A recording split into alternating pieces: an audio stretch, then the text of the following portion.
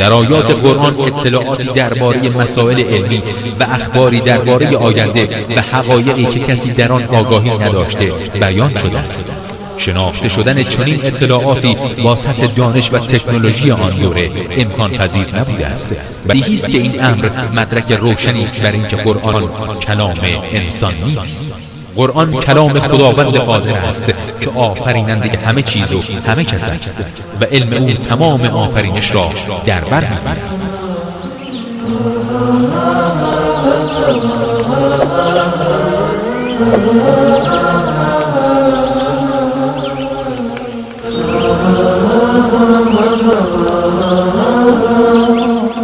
کافرها در دنیا مسلمانها رو مسخره میکنن، انسانهای بیدین اهل ایمان رو مسخره میکنن، اهل ایمان رو مسخره میکنن. خدا نجات بده، خدا نجات بده که امروزه بعضی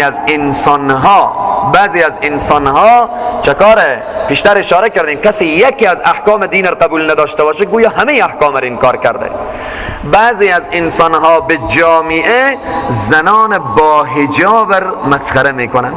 زن با حجاب داخل محافل مجالس عروسی یک زنی که سر تا پا پوشیده باشه او رو مسخره میکنن. ایر ببین عقب مانده، ایر ببین خورچی تیار کرده، ملای تیار کرده، آخوند تیار کرده، وقتی تو گپای تو جوانی و یسخرونه مسخره میکنن من الذین آمنو، او کسانی که ایمان دارن، یعنی مسلمان ها رو مسخره میکنن. کی مسخره میکنه؟ کفار. مسخره کردن کار کافره. چشمک زدن و بینی بالاخره یا لبک زدن و اینها کار فساق و فجاره. یا ایها الذین آمنو لا یسخر قوم من قوم عسى ان یکونوا خیرا منهم. آیه زیاد داریم ارتباط به این که شما یکی دیگر رو مسخره نکنید. اگر کسی رو مسخره میکنه چی میدانه که کدام یک به نزد الله ارزش داره؟ وقتی تو طرف مقابل استهزا کنی، اگر اون محبوب پروردگار باشه، اولیای خدا باشه، ولی خدا باشه، تو میدانی چی جنایتی کردی دوست خدا رو مسخره میکنی؟ چی جنایت و چی ظلمی؟ آیه مبارکه اشاره میکنه سوره همزه، ویل لکل همزه لمزه، چای جهنم از آن انسانهایی که چشمک و لبک میزنند. چشمک و لبک، یک نفر کشیشته باز یک نفر دیگه طرف ازی، خلاصه حالا بعضی یاد دارن ابروها خور یک رقمی پایین و بالا میکنن که طرف مقابل متوجه بشه که ایر ببین. به اصطلاح عوامی خوب پوزک و لبک میزنن. ویل لکل همزه لمزه، چای جهنم از آن انسانهایی که چشمک و لبک میزنن به پوز و بینی و بالاخره به چشم و ابرو خو یک نفر رو مسخره میکنن. ایر ببین ملا شده، آخون شده، نعوذ بالله، ریش از ایر نگاه کن، مندیلی رو نگاه کن، قیافی رو نگاه کن. یک دفعه تا نشده که بگه، یک مرتبه نشده که زن بی حجاب استهزا بشه، بی حجاب استهزا بشه. خیلی عجیبه، خیلی عجیبه. کسی که ملبس به سنت باشه استهزا میشه، کسی که به سنت رسول الله باشه استهزا میشه. او خواهرایی که با حجابن خود مطمئن باشن حضرت خیر النساء اهل الجنه فاطمه الزهرا رضی الله تعالی عنها در یکی از محافل و مجالس رفتن، در بین عروسی زنان مشرکین فاطمه الزهرا را استهزا کردن، مسخره کردن. فاطمه الزهرا گریه کرده پس برگشتن که زنها اونها را استهزا کرده بودن، مسخره کرده بودن با حجابشان، با دینداریشان. تو خواهری که حجاب داری و اگر امروز تو رو استهزا میکنن، سنت فاطمه الزهرا بر سر تو اجرا میشه. هیچ غم نخور، اندوه نخور. ولی آیات زیادی داریم که الله سبحانه و تعالی در صحرای محشر، ادامه این آیه گوش کنیم، والذین اتقوا، و کسانی که پرهیزگاری کردن، فوقهم یوم القیامه، بالاتر از کافرانن در روز قیامت. در دنیا کافر مسلمان را استهزا میکنه، در آخرت خداوند یک تخت عظیم و بزرگ که همان زیر سایه عرش پروردگاره، زنان با حجاب، مردان دیندار در زیر سایه عرش قرار دارن. کافر به پایین میسوزه، زن مسلمان در صحرای محشر به زن بی حجاب باز میخنده. ببینیم چقدر خداوند عادله. در صحرای محشر زن با حجاب، انسان دیندار مسلمان در زیر سایه عرش قرار داره، برای کافرها میخنده. کافر در جهنم میسوزه. حالا دیگه بسوز.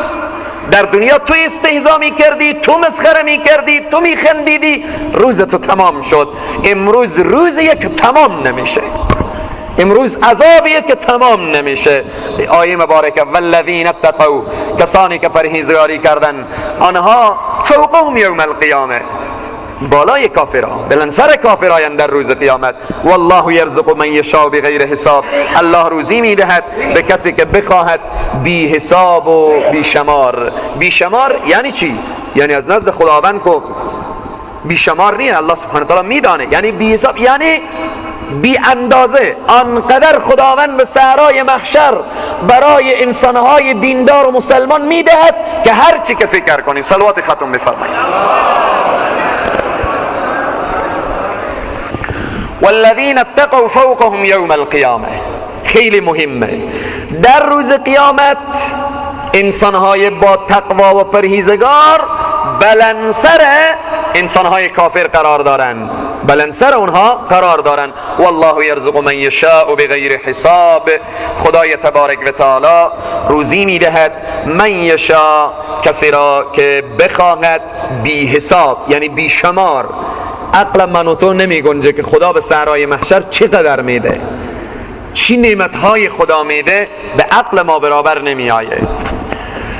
ارتباط به دنیا، زین للذین، زینت داده شد. حالا زینت داده شده، دنیا به ذات خود زینت نداره. زندگی دنیا زیبانیه. این دنیایی که ما و شما میبینیم این به ذات خود زیبانیه، جمیل هم نیه، جای خوبی هم نیه. الدنیا ملعون و ملعونت ما فیها الا ذکر الله و ما والا. دنیا ملعونه، لعنت شده. آنچه که در دنیاست لعنت شده مگر دو چیز لعنت نشده. چیزی که انسان رو به خدا میرسانه، هر چی که میخواه باشه. حالا دنیا سرمایه باشه، قدرت باشه، چوکی باشه، انفاق باشه، پولی که انسان رو به خدا وصل کنه، این لعنت شده نیه. ذکر الله، یاد خدا، یاد الله سبحانه و تعالی. بناهن در اینجا که گفته شده زین للذین، زینت داده شده، دنیا که زینت نداره، این زینت داده شده. رسول الله صلی الله علیه وسلم میفرمایند دنیا به یک زنی، به یک پیرزن بدشکلی، رسول الله صلی الله علیه وسلم مثال میزنند. یک پیرزن بدشکل و بدقیافه‌ای که خور آرایش کنه، یک پیرزن بدشکل و بدقیافه که خور آرایش کنه، عجیبی میشه دیگه. رسول الله صلی الله علیه و سلم میفرمایند، میگن این دنیایه. در حدیث دیگر رسول الله صلی الله علیه و سلم دنیا رو به چی مثال میزنن؟ به یک حیوان بدبوی تشبیه میزنن. دنیا به یک حیوان بدبوی و متعفن تشبیه میزنن. حضرت مولانای روم دنیا رو به چی تشبیه میزنن؟ یک مرتبه دیگه هم اشاره شد، بازم اشاره میکنیم. دنیا رو تشبیه میزنن به یک زن، مثل یک زن ظاهراً خوب چادر زیبا، خوب به اصطلاح ما و شما قشنگ و خوب مجلل و خیلی فریبنده ظاهر. این زن از صبح حرکت میکنه به بازار، چند تا از جوانها دنبال از این میفتن. جوانهای بدبختی به جامعه هست، دنبال این زن بگرد، این بچه بگرد و بالاخره هیچ سودی هم نمیبره. مولانای روم مثال میزنه، میگه چند نفر دنبال این زن روان میشن، از صبح تا چاشت، از این کوچه به این کوچه، از این بازار به این بازار، از این خیابان به این خیابان، از این بالاخره بازار به این بازار. چاشت میشه، این چند نفر خسته میشن، بعضی ور میگردن، خسته شدن، ور میگردن، میگن هلاک شدیم. از نیمه را بر میگردن، توبه میکنن، تضرع میکنن، اما یک عده نه، دنبالش روان میخوان وقتی که برگردن، چاشت روزه، هوای گرمه، باز این زن استاده میشه، یک نگاهی پشت سر بالاخره طرف انسانهایی که با او عاشقن، فریفتی ازی شدن، یک نگاهی میکنه و بالاخره باز اینا امیدوار میشن، باز روان میشن تا عصر میشه، باز میخوان بالاخره از دنبال ازی برگردن تا خلاصه شام میشه. شام که شد، این چند نفری که دنبال این زنن، نه آب خوردن، نه غذا خوردن، تشنه، گرسنه، هلاک، خسته، مونده، زن رسید به دروازه خانه. حالا این انسانی که دنبال این زن افتاده اینجا امیدوار میشه دیگه، امیدوار میشه که چه کاره، حالا خیلی دیگه از صبح روان شدم، حالا رسیدم به مقصد دیگه، به مقصد رسیدم و بالاخره انیم به دروازه خانه رسید و کار تمام دیگه، به مقصد میرسم. این جوان خسته، مونده، ذله، هلاک، وقتی که خوشحال دیگه، این زن چادر زیبا، خوب عطرم زده، خوب کفشای عجیب و غریب، لباسای عجیب و غریب، قد و قیافه عجیب و غریب، حالا چه کار کرده؟ دروازه خانه که رسید روبن بلند مندازه. وقتی روبن بلند انداخت، جوان رو وحشت برمیداره، چشما عجیب و غریب، دندانا از دهن بیرون، حالتی که هیجانی، چیز عجیبی غریبی، حالتی که انسان خلاصه وحشت میگیره. دستای جوان مفعلو از این مفته، خدایا من از صبح دنبال این روان بودم، از این کوچه به این کوچه، 1 متر دندانا از دهن بیرون، چشمای عجیب و غریب و بالاخره هیچ بلای عجیبی. وقتی که دستای فعلو از این مفته، هیچ دیگه نه رغبته نه فکره. برای از این جوان چی ماند؟ خستگی، مندگی، ذلگی، بدبختی، روسیایی. مولانای روم میگه ای انسانی که تو نه پدر میشناسی، نه مادر، نه زن، نه بچه، نه قوم، نه خویش، فقط شب و روز دنبال دنیایی، شب و روز فقط میگی دنیا، از هر راهی میخوایی بیا، از هر راهی فقط بیا، و من مهم نیه که حرام، سوده، قماره، فرق نمیکنه، بیا فقط. هیچ متوجه آخرت هم نشدی. لحظه ای که ملک الموت به بالین بنشینه اسرائیل مایه این انسان رو قبض رو کنه، دنیا چادر بلند مندازه، انسان او وقت چهره دنیا رو میبینه. الله اکبر، میگه من دنبال همین روان بودم، به خاطر همین جان میدادم، به خاطر همین پدر را آزرده کردم، به خاطر همین دنیا خلاصه دست بر سر مادر و زن و بچه بلند کردم، همسایر دیخ کردم، به خاطر همین دنیا برادر خود را از خود جدا کردم، به خاطر همین متعفن و بوی و بالاخره که عالم اگر بوی از این واضح و آشکارا بشه، عالم بوی و تعفن برمیداره، اینجا فایده هم نداره. خدای تبارک و تعالی میگه حالا دیگه تمام شد کار، بله دنبال همین بودی، این زینت نداشت. زین للذین کفروا، زینت داده شده برای کسانی که کافر شدن. چی؟ حیات الدنیا، زندگی دنیا به ذات خود زینت نداره. یک شیء به ذات خود زینت داره، طلا به ذات خود طلای ارزشمنده، نقره مثلا به همین طریق. یک انسان زیبایه، ذاتاً زیبایه، یک گل میبینیم ذاتاً زیبایه، اما یک شیء که او زیبا نیه، او چه کار میکنن؟ او زیبا میکنن، او زیبایه.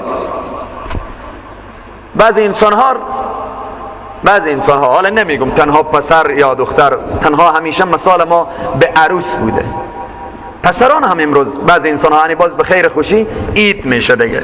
خدا نکنه که این حالت در این جمع ما اوت جوانی باشه. خیلی از جوان ها چه کنه؟ حال خور آرایش میکنن. خیلی از جوانها ابرو میچینن. خدا تو زینت داده، اشرف مخلوقات شدی، ولقد کرمنا بنی آدم به تو گفته شده، حالا چه کار میکنی؟ میره خور آرایش میکنه، میره ابرو میچینه. خیلی جالبه، خیلی جالبه. شما حیوانات رو بریم نگاه کنیم. اگر حیوان نر خور تشبیه به حیوان ماده کرده بود، بیایم گردن مار بزنیم. حیوان خور تشبیه به ماده خود نمیکنه، اما این غیرت مردانگی به کجا شده؟ خیلی فرق و تفاوت بین خرس تا ماکیان، خیلی تفاوته. اما تو جوان بری بگی ابرو مر بچی، مر نخ کن. خور به کی نخ میکنی؟ این به این واسه تاکید میکنم که اید که میایه دیگه ماشاءالله خیلی مهمه. حالا زن خور نخ میکنه، خوب کار میکنه. به کی؟ بری شوهر خور. اگر تو هم شوهر داری خور نخ خور. خیلی مهمه، خیلی مهمه. مرد، زینت مرد لحیه مبارکه، مثل که موی زن برای زینته، ریش برای مرد زینته.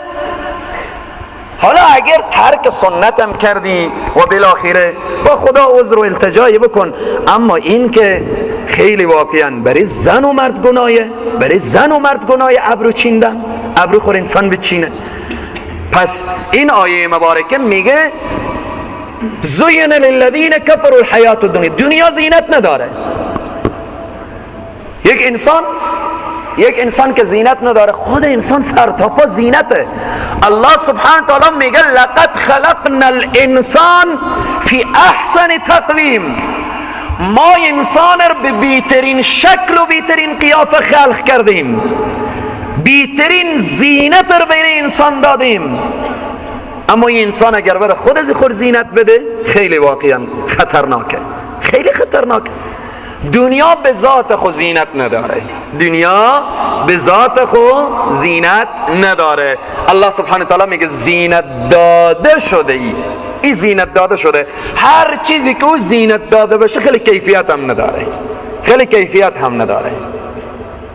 امروز ما خیلی دوچار مشکل شدیم، خیلی دوچار بالاخره حالتهای عجیب و غریبی. خود ما میخواییم و بالاخره راه صراط المستقیم از دست ما بره، نعوذ بالله من ذالک. بناهن این دنیایی که در حقیقت زینت نداره، زندگی دنیا زیبانیه. رسول الله صلی الله علیه و سلم دنیا را تشبیه زدن به یک حیوان بدبوی. اما دنیایی که این دنیایی که قدر همه محکوم شده، کدام دنیایی که انسان را از خدا غافل کنه، سرمایه‌ای که انسان را از خدا غافل کنه، این سرمایه بدبوییه. اما دنیایی که انسان را با خدا برسانه، دنیایی که از او بالاخره مسلمان ها خیر ببینن، او دنیایی که در قرآن عظیم و شن خیر گفته شده. پس بناهن هر کدام ما و شما باید متوجه باشیم که از این دنیا بهشت بسازیم، از این دنیا بهشت بسازیم. از این دنیا خلاصه با یک سجده، با یک رکوع، با یک تلاوت قرآن. این ماه مبارک رمضان آمد، ماه مبارک رمضان تمام شد، ماه روزه رفت.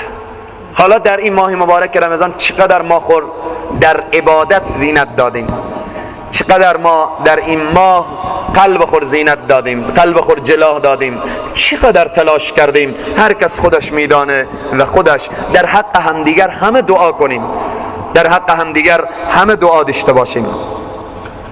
کان الناس امة واحده. این آیه مبارکه تاریخ انسانیت رو بیان میکنه، تاریخ انسانیت رو بیان میکنه. تاریخ انسانیت، کان الناس امة واحده، بودن مردمان امت واحد. از حضرت آدم علیه السلام بعدن همه انسان ها امت واحد بودن، تا زمانی که بین امت اسلامی و بین بندگان الله سبحانه تعالی چی داخل شد؟ شرک داخل شد.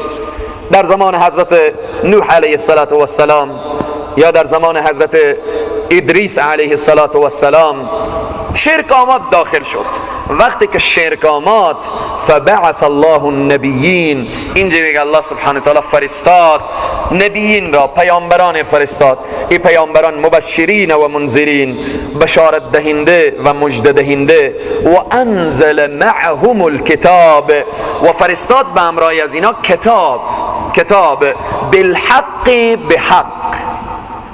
به همراه انبیاء علیهم السلام کتاب آمد، همراه انبیاء علیهم السلام حق بوده.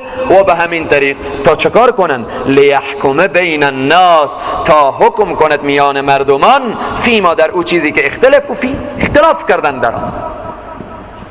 آمد اختلاف، انبیاء علیهم السلام آمدن تا اختلاف را دور بسازن. و مختلف فیه، اختلاف نکردن در آن مگر کسانی که اوتوه داده شد بری از اونا کتاب، من بعد ما جاءتهم البینات، بعد از این که آمد ایشان را دلائل واضح و روشن.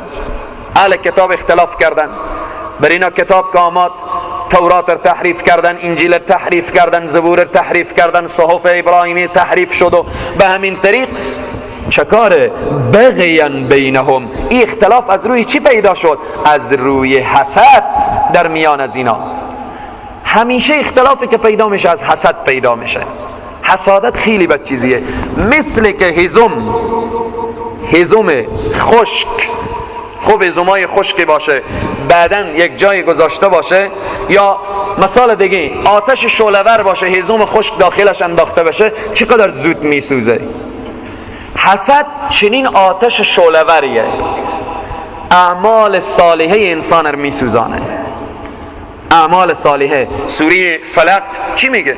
قل اعوذ برب الفلق من شر ما خلق و من شر غاسق اذا وقب و من شر نفاثات فی العقد و من شر حاسد اذا حسد. پناه میجویم از شر حاسد، از شر انسان حسود. ولی هم خیلی مهمه. اما یک نکته فراموش نکنیم، غبطه تا حسد فرق میکنه. یک نفر حسادت میکنه که فلانی چقدر پول داره، فلانی موتر زیبایی داره، خانه خوبی داره.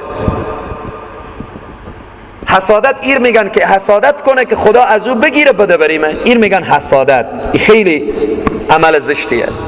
اما غبطه اینه که یک نفر میبینه فلانی خوب زندگی داره، خوب سرمایه داره، برای خیر خوب کار میکنه، خوب انفاق میکنه، به دارالعلوم خوب کمک میکنه، بالاخره به همین طریق هر کدام کار خیر انسان چه کاره؟ آرزو کنه که خدایا برای شخص دادی برای من بده که من کمک کنم. مثل که به فلانی سرمایه دادی به من بدی، مثل به فلانی خانه خوبی دادی به من بدی، به فلانی موتر خوبی دادی به من بدی. نمیگه خدایا از او بگیر به من بدی، خدایا به او دادی بیشتر بدی به من بدی. این غبطه میگن. خدایا به فلانی علم دادی برای من بدی، برای من علم بدی.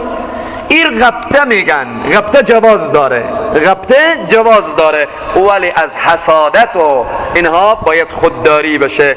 این آیه میگه اختلاف بین آنهایی که کتاب داده شده، یعنی بین اهل کتاب که اختلاف پیدا شد، بغیان بینهم، از جهت حسادتی که بین از اونا بود. فهد الله الذین، پس هدایت کرد خداوند الذین، کسانی را آمنو که ایمان آوردن، لما، به چیزی که اختلفوا فیه من الحق، به اون چیزی که اختلاف کردن فیه در آن، من الحق، از حق، باذنه، به اراده او. والله یهدی من یشاء الی صراط مستقیم، خدا هدایت میکنه من یشاء، کسی را که بخواهه، الی صراط مستقیم، به راه راست. الله سبحانه تعالی هر کسی که بخواه هدایت میکنه. این کسی که روزه رمضان نگرفته سلب هدایت شده، نرفته دنبال هدایت، نرفته دنبال قرآن و دین. و تو کسی که به نماز آمدی و روزه رمضان میگیری، والله یهدی من یشاء الی صراط مستقیم، خدای که تو هدایت کرده. الله که هدایت میکنه کسی که بخواهه الی صراط مستقیم، به سوی راه راست. یک نکته مختصری در اینجا اشاره میکنیم، بعداً میریم با آیه دیگر. بعضی انسان ها میگن که فلانی هم به سیاست داخل شد، از حرفای سیاسی خسته شدیم، سیاست دیگه بحث سیاست و سیاست بازی و اینها رو پیش ما نگو. یک نکته متوجه باشیم، ما دو نوع سیاست داریم. یک هفته فکر میکنم انشالله ارتباط به همین موضوع سیاست اسلامی صحبت شد. یک اشاره مختصری، دو نوع سیاست داریم. یک سیاست دینی اسلامی قرآنی داریم، یک سیاست پوچ بیفایده. همین که نمیگن سیاست خواهر مادر نداره، و همون سیاست پوچه، سیاست چمه، فریبه، حیله، سیاست شیطانیه. این سیاست رد مردوده. اما یک سیاست قرآنیه، یک سیاست دینیه. در اینجا شما ببینیم الله سبحانه و تعالی میگه کان الناس امة واحده، امت ملت واحد بودن، مردم ها یک گروه بودن، همه موحد بودن. بین از اینا اختلاف که آمد الله چی را فرستاد؟ فبعث الله النبیین، پیامبران فرستاد، مبشرین و منذرین، بیم دهنده و مژده دهنده، به همراه کتاب. حضرت موسی هم کتابی که داشت، کتاب از او سیاست بود.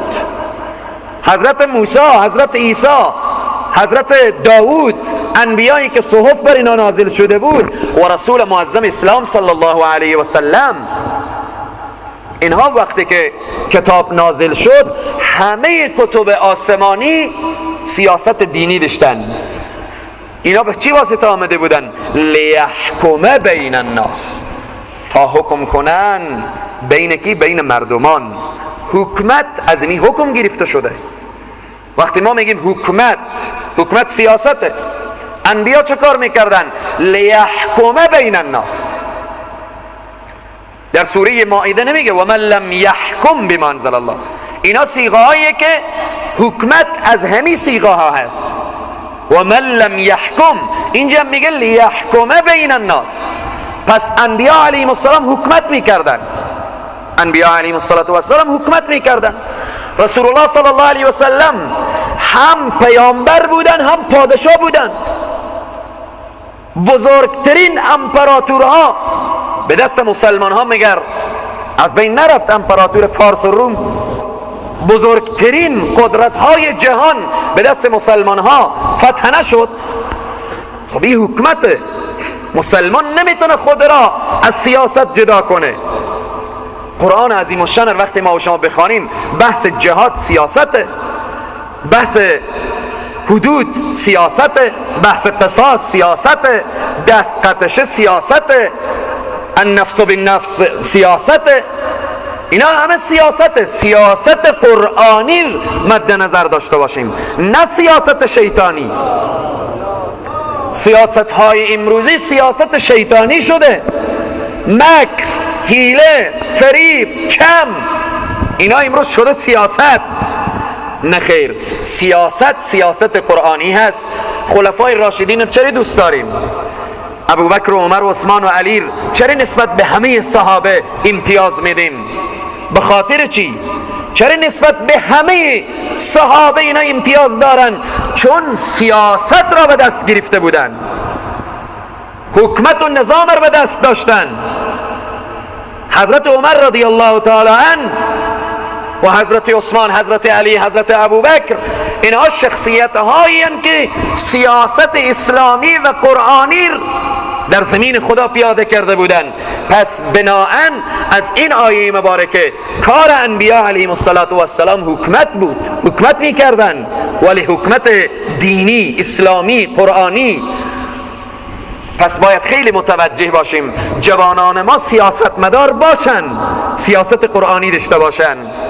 سیاست مداران کشور ما زمانی اینها کشور را میتوانند بسازن که از سیاست شیطانی بیاین به سیاست قرآنی.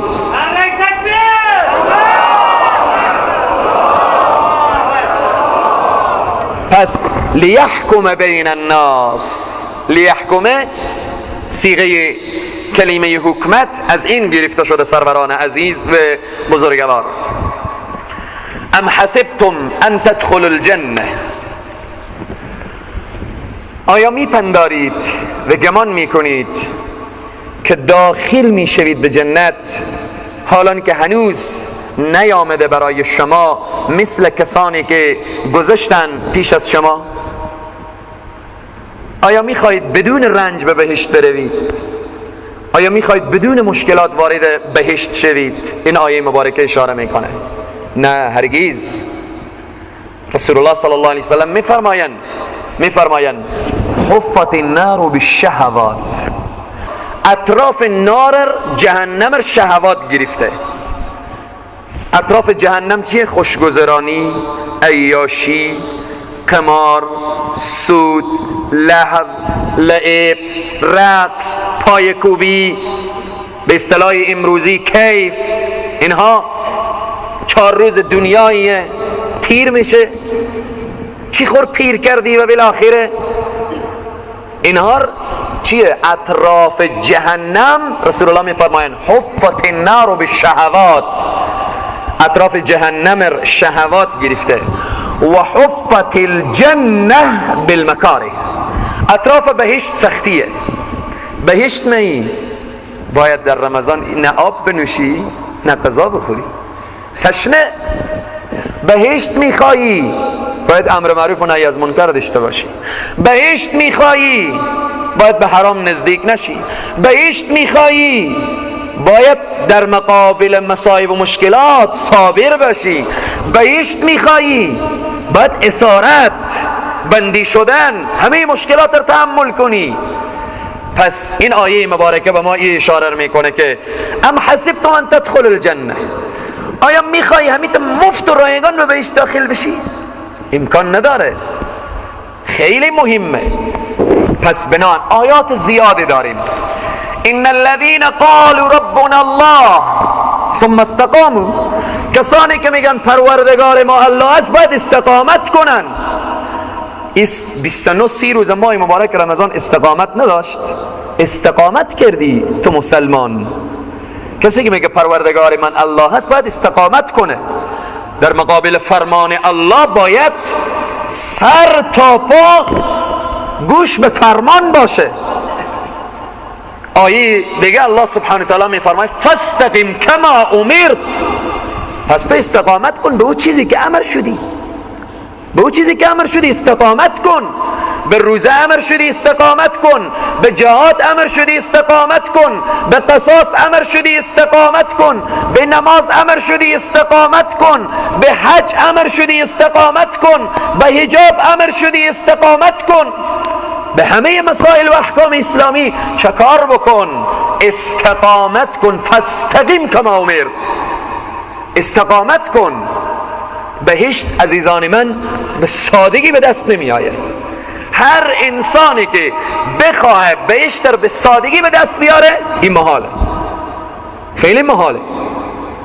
پس این آیه مبارکه میگه ام حسبتم ان تدخلوا الجنه. انبیاء علیهم السلام چقدر مشکلات دیدن. انبیاء علیهم السلام به خاطر دین الله سبحانه و تعالی اره بر سر اینا کشیده شد، اره بر کمر گذاشته شد. انبیاء علیهم السلام خونالود بشدن. انبیاء علیهم السلام رنج گرسنگی کشیدن، رنج تشنگی کشیدن، رنج اسارت کشیدن. انبیاء علیهم السلام زیر شکنجه ها شهید شدن. به خاطر چی؟ به خاطر دین الله سبحانه و تعالی، خاطر بهشت. که انبیاء علیهم السلام حق دین الله بجا کرده باشند. حضرت خباب آمد به محضر نبی مکرم اسلام صلی الله علیه و سلم. کفار آنقدر او شکنجه کرده بودند که آهنار سرخ کرده بودند، بر کمر خباب چسبانده بودند، گوشت و پوست کمر خباب به هم ریخته بود. بعدن آمد به محضر نبی مکرم اسلام، پیراهن بلند کرد. رسول الله در کنار کعبه نشسته بودند. گفت یا رسول الله متى نصر الله، چی وقت می آیه نصرت خدا؟ چی وقت می آیه؟ یا رسول الله این حالت مرا ببینید که کفار مرا چقدر شکنجه کردن. رسول الله صلی الله علیه و سلم این آیه خواندن ام حسبتم ان تدخلوا الجنه ولما یأتیکم مثل الذین خلوا من قبلکم. ای خباب من و تو هنوز در زینه اول قرار داریم. انبیایی که قبل از من و تو بودن، امتهایی که قبل از من و تو بودن، شانه های آهنین سرخ می کردن، بر جسم امتهای گذشته می گذاشتن و گوشت بدنشان را از استخوانها جدا می کردن به خاطر دین الله سبحانه و تعالی. بناهن ای خباب من و تو در زینه اولیم. پس ما باید به این فکر نباشیم که همیشه العلماء ورثة الانبیا، میگیم علما میراثبر انبیایان، خیلی مقام دارن، خیلی منزلت دارن، خیلی جایگاه دارن. درست خیلی جایگاه دارن. وقتی ما میگیم پادشاه عادل زیر سایه عرش پروردگار قرار داره، خیلی جای مبارکیه. وقتی ما میگیم بهترین امت هستیم، خیلی مقام والاییه. اما باید متوجه باشیم که وقتی ما بهترین امت گفته شدیم، وقتی ما علما وارث انبیا گفته شده، وقتی پادشاه عادل زیر سایه عرش قرار میگیره، متوجه باشیم هر قدر که انسان بزرگ میشه مسئولیتی هم بزرگتر میشه. امت محمد رسول الله خیلی مسئولیت دارن. امت محمد رسول الله خیلی مسئولیت دارن. ما بهترین امت گفته شدیم. وقتی بهترین امت مقام ما رفت بالا، هرچی مقام میره بالا مسئولیت هم میره بالا. مسئولیت من نسبت به شما بالاتره. من مسئولیت دارم نسبت به بالاخره علمای که وظیفه و مقام بالاتری دارن. شورای علما مسئولیت از اینا باز بالاتره. باز از شورای علما کرده رئیس شورای سرتاسری افغانستان مسئولیت از سنگین تره. محکمه و بالاخره قضات استار محکمه خیلی مسئولیت میرسه تا رئیس جمهور خیلی مسئولیت داره. وقتی انسان از روی رتبه میره مقامی و بالا، مسئولیتی هم میره بالا. باید انسان احساس مسئولیت کنه. امت محمد و رسول الله صلی الله علیه و سلم باید احساس مسئولیت کنن.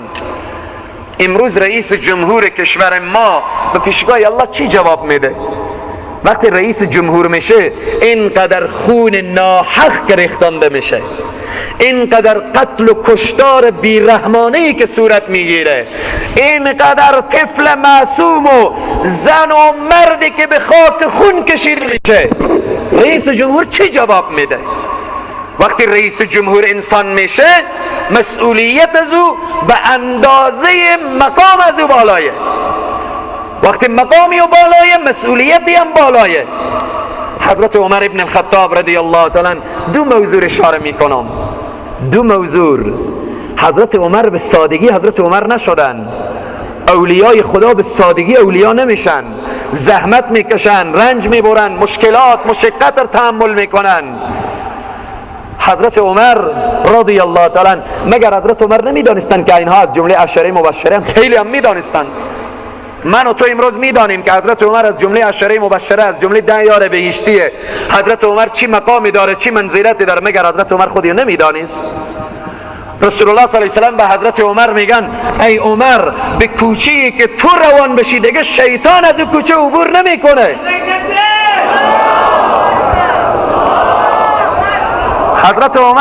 حضرت عمر این مقام خور نمیدانست؟ میدانست. هرچی که مقام انسان بالا میره، مثل درخت میوه. هرچی که میوه درخت بار میاره، شاخه‌ای میای پایین. انسان باید عاجز بشه، فروتن بشه، با تواضع بشه. اما درخت بی ثمر میره بالا. هیچ. درخت میوه میای پایین. انسانی که قدرتش بالا میره، ثروتش بالا میره، علمش بالا میره، باید عجز و عاجزی و تواضع و فروتنی بیای پایین. این که انسان رئیس جمهور شد دیگه، مقام از بالا رفت دیگه، باید تمام ملت قتل عام بشه. همین قدر رئیس جمهور باید بی تفاوت باشه، همین قدر بی مسئولیتی و بی کفایتی از خود نشان بده. مگر در این ماه مبارک رمضان این انسان هایی که به خاک خون کشیده میشن چه جرمی دارن؟ چه جرمی کردن؟ جرم اینا چیه؟ این همه جرم به دامن رئیس جمهور برمیگرده، به بی‌تفاوتی و بی‌کفایتی شخص رئیس جمهور. بناهن چرا فرمان صادر نمیکنه و روزی الله فرمان بر رئیس جمهور خواهد داد که به حال رئیس جمهور هیچ فایده نخواهد بخشید. حضرت عمر رضی الله تعالی عنه شبها در مدینه میگشتند، شبها در مدینه سیر میکردن، نگاه میکردن چی کسی گرسنه، چی کسی مورد ظلم، تعدی، تجاوز، چی کسی در این شهر، آیا کسی ظلم نکنه، رعیت حضرت عمر به تکلیف نباشه. حضرت عمر آمدن در یکی از کوچه ها عبور میکردن، صدایی را شنیدن که یک زن ناله میکنه، الله الله. حضرت عمر گوش گذاشتن و بالاخره متوجه شدن که یک زن مسافر از راه دور آمده در مدینه منوره و این زن در حالت وضع حمله، ما یه طفل در دنیا بیاره.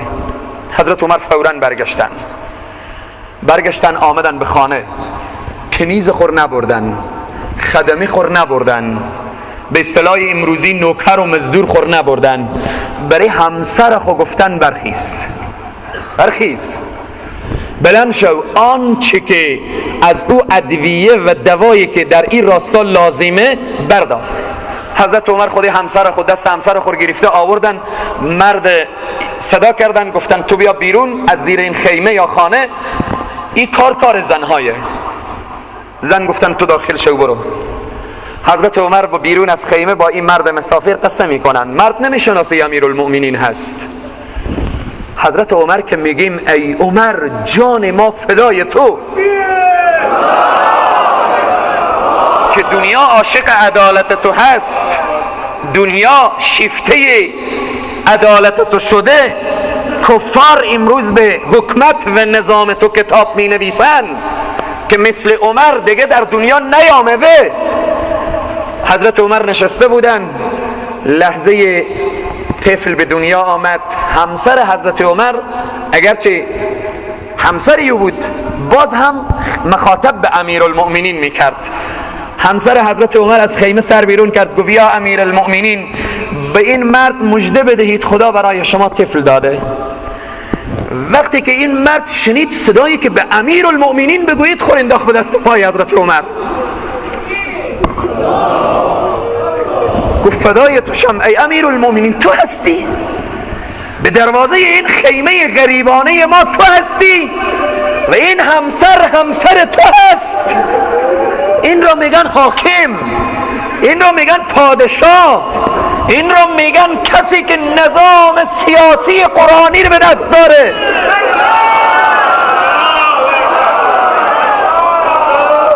حضرت عمر چنین حالتی داشتند، از رعیت خود چنین با خبر بودند.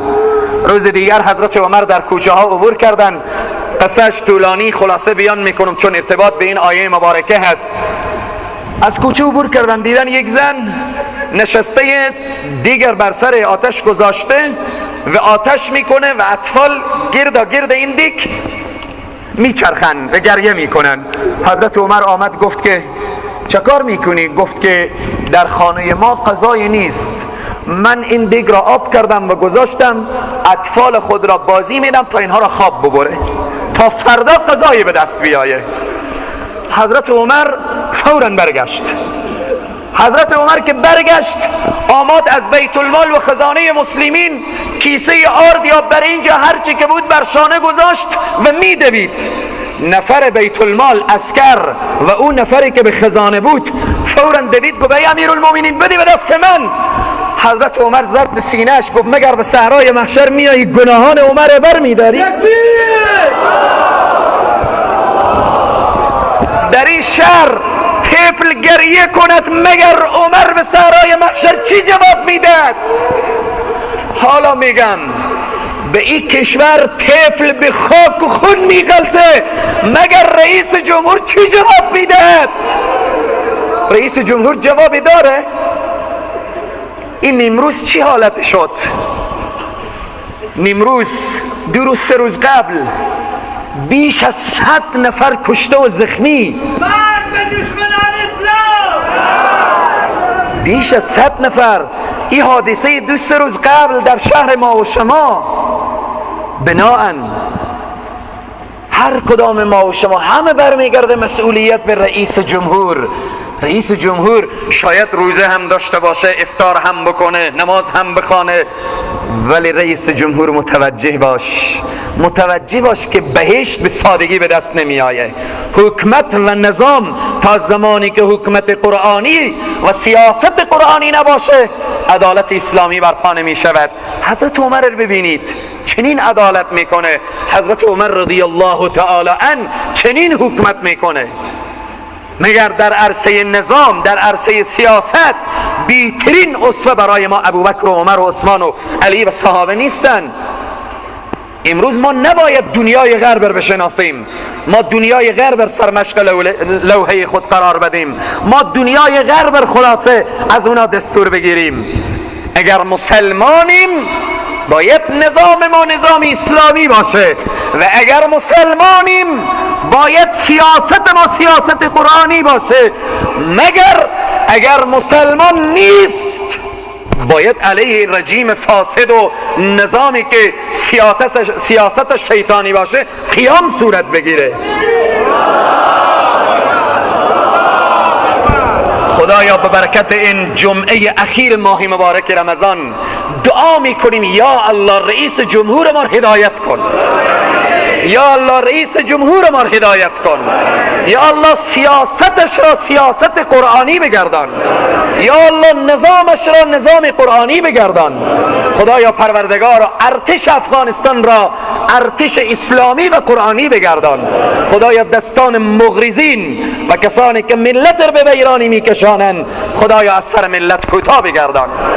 ام حسبتم ان تدخلوا الجنه، به طور خلاصه و فشرده ترجمه میکنیم، ام حسبتم آیا میپندارید و گمان میکنید که ان تدخلوا الجنه داخل بهشت میشوید ولما یأتیکم، حالان که هنوز نیامده برای شما مثل کسانی که قبل از شما بودن که گذشتن، مستهم البأسا رسید به ایشان سختی ها و الضرا رنج ها و مشکلات و زلزلوا، آنها چکار شدن؟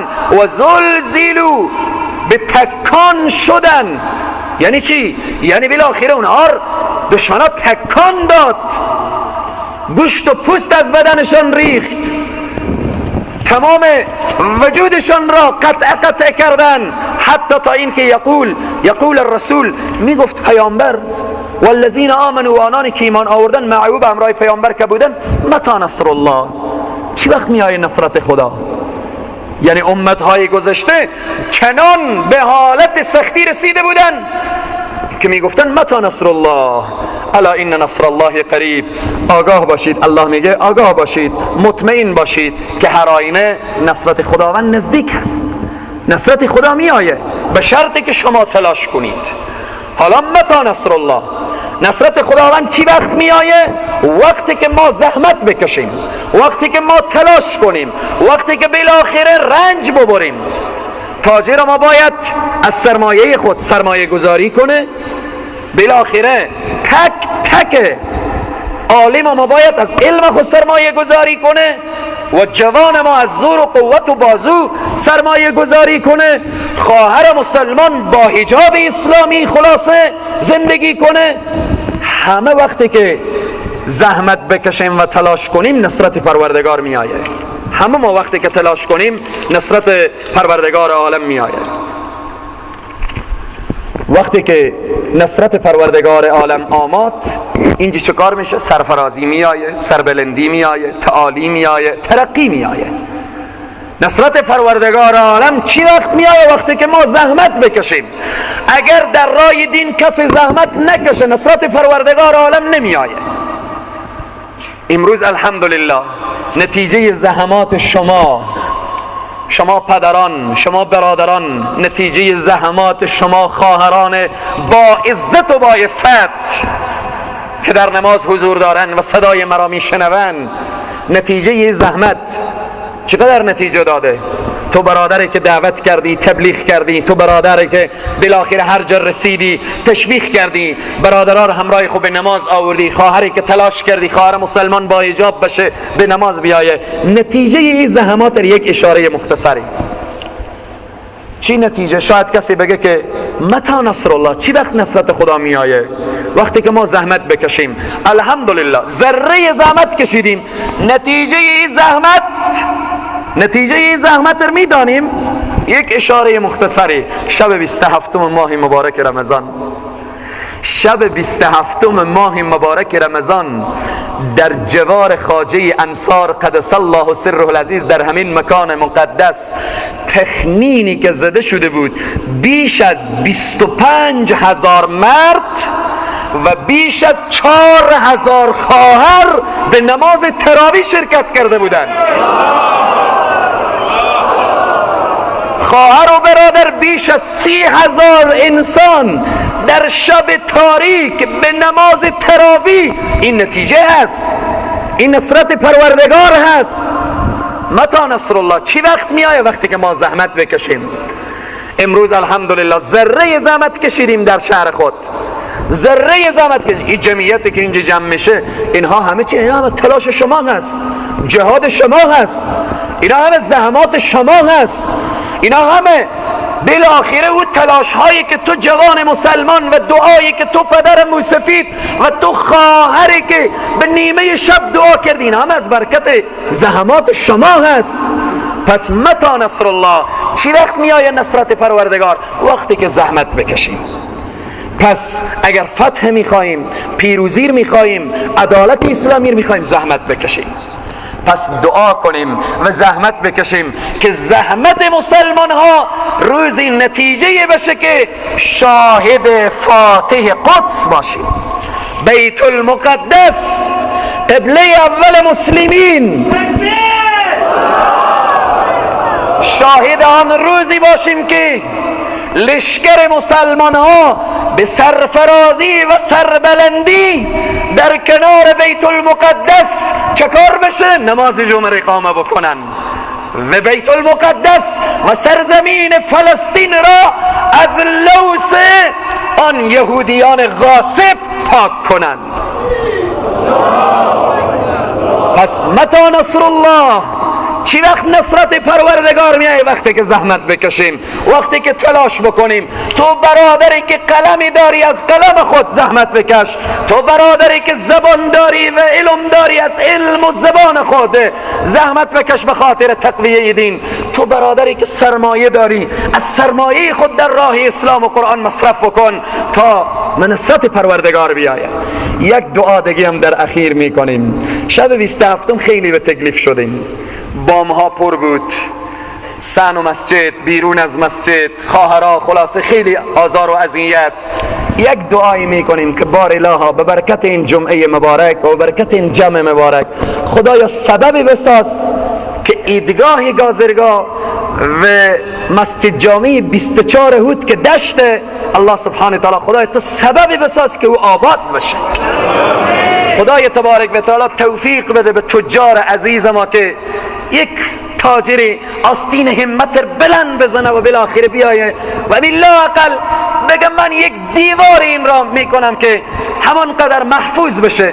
اگر ایدگاه دیوار باشه ما و شما شاید به این مشکلات بر نخوریم، چون حالی نمیریم یک نماز عید را ادا میکنیم.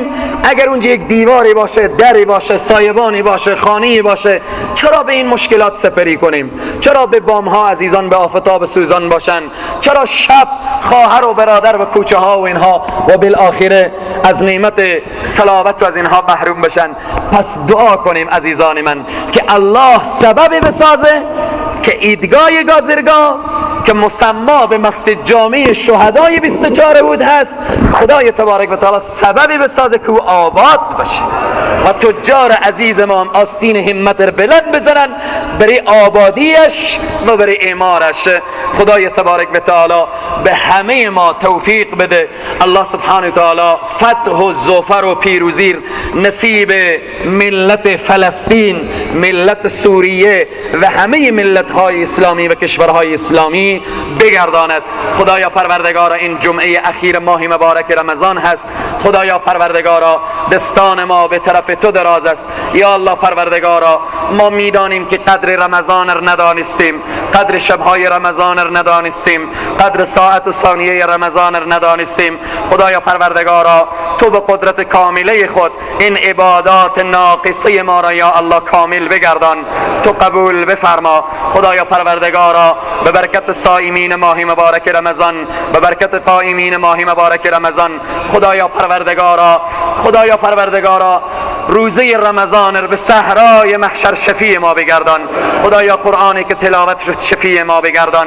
خدایا پروردگارا عیدی که پیش رو هست بر همه مسلمان ها عید خوشی و فرحت و خوشحالی بگردان. خدایا غم و اندور برای همیش از سرزمین ما دور بساز. خدایا پروردگارا کسانی که در این ماه مبارک رمضان زخمی شدن، مجروح شدن، مریض شدن و روی بستر افتادن، یا الله مریضان به شفای عاجل عنایت بفرما. خدایا اونهایی که شهید شدن خدایا رویشان را شاد داشته باش. خدایا پروردگارا مجاهدین فی سبیل الله، آنهایی که خاص به رضای تو جهاد میکنن، خدایا مجاهدین را سرفراز و سربلند داشته باش. خدایا پروردگارا این جمعه اخیر ماه مبارک رمضان هست. خدایا پروردگارا ما نمیدانیم که تا رمضان آینده زنده هستیم یا نیستیم. خدایا ما نمیدانیم رمضان آینده نصیب ما میشود یا نمیشود. پروردگارا قلم عفو بر گناهان ما بکش. خدایا جوانان ما را حفظ کن، موسفیدان ما را حفظ کن. خدایا خواهران ما را حفظ بفرما، پسر و دختر ما را حفظ بفرما. یا الله پروردگارا خدایا تمام ناامنی از کشور ما دور بساز.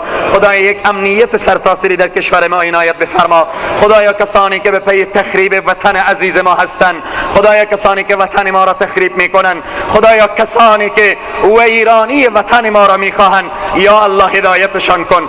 خدایا کشورهایی که وطن ما را ناامن میسازند خدایا هدایت کن. خدایا اگر قابل هدایت نیستند کشورهایی که وطن ما را تخریب میکنن، خدایا ویرانی و تخریب به سوی وطن خودشان بر بگردان. خدایا پروردگار کسانی که میخوان افغانستان ویران باشه، افغانستان خار باشه، افغانستان جنگ و دعوا باشه، خدایا اونها را هدایت کن.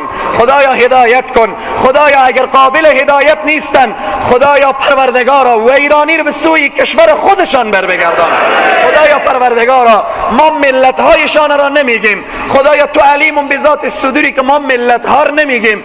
خدایا حکومت هایی که افغانستان رو به ویرانی میکشه، خدایا نظام هایی که افغانستان رو به ویرانی میکشانه، خدایا پروردگارا نظامشان و حکومتشان را پارچه پارچه بگردان. خدایا پروردگارا حکومت های طاغوتی پارچه پارچه بگردان. خدایا پروردگارا دستان ما به طرف تو دراز است. یا الله پروردگارا خدایا جمعه اخیر ماه مبارک رمضان هست. خدایا این جمع حاضر رو پیشت وسیله میکنیم. خدایا جوانان رو به پیشت وسیله میکنیم، اشک جوانان، اشک موسفیدان خدایا پروردگارا به پیشت وسیله میکنیم. خدایا ما را ببخش، خدایا ما را ببخش، خدایا ما را ببخش. اللهم انك عفو کریم تحب العفو فاعف عنا یا عفو. خدایا پروردگارا ما را عفو کن. جمیع مریضان را شفای عاجل عنایت بفرما. جمیع قرضداران را از قرضداری نجات بده یا الله. خدایا پروردگارا اونهایی که اسیرن و به جرم دین اسیر شدن، خدایا پروردگارا اونها را چنگال ظالمین نجات بده یا الله. پروردگار او برادران و خواهرانی که طلب اولاد نمودن، یا الله برایشان اولاد صالح عنایت بفرما. خدایا اولاد همه ما را اولاد صالح عنایت بفرما. خدایا اولاد ما را اولاد صالح بگردان. خدایا اولاد ما را اولاد صالح بگردان، باقیات الصالحات بگردان.